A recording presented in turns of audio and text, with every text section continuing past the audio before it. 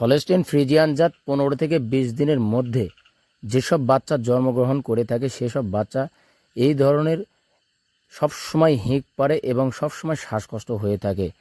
এই ধরনের বিষয় নিয়ে আজকে আলোচনা করব আপনাদের সামনে এবং সব কিছু খোলাভাবে বলে দেব এবং যাতে করে একজন প্রান্তিক খামারির উপকারে আসে এবং এই বাচ্চাগুলো হলস্টেইন ফ্রিজিয়ান জাত বাচ্চা জন্মগ্রহণের পরে এরকম কেন করে আর কী জন্যে করে এবং কি কি করলে আপনার বাচ্চাটি সুস্থ থাকবে এই বিষয় নিয়ে সমস্ত আলোচনা করা হবে ইনশাআল্লাহ।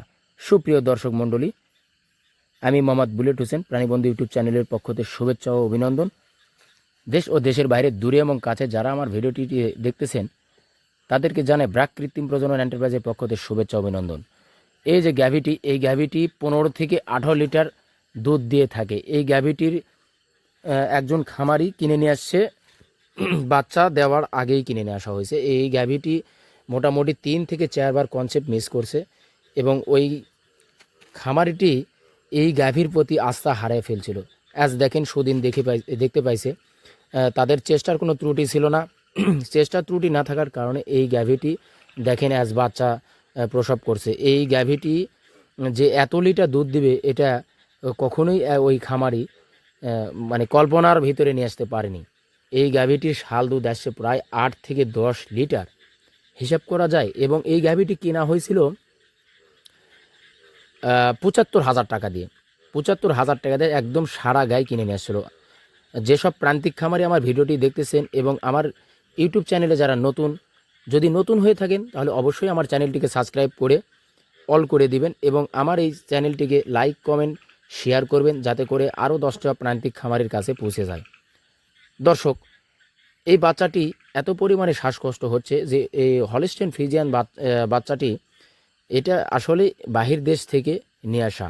এই সারগুলো কৃত্রিম প্রজনন করার পরে আমাদের ব্র্যাক বাহির দেশ থেকে যেসব সারগুলো নিয়ে আসা হয় এগুলো আসলে বাহির দেশের খুব উন্নত জাতের সারগুলো ব্র্যাক থেকে নিয়ে আসা হয়। এই সারের দ্বারা কৃত্রিম প্রজনন করার ফলে যে বাচ্চাটি জন্মগ্রহণ করে থাকে এবং প্রত্যেকটা কোম্পানির যেসব হলস্টেইন ফ্রিজিয়ান জাতগুলো দেওয়া হয় এই জাতগুলো আসলে বাহির দেশের।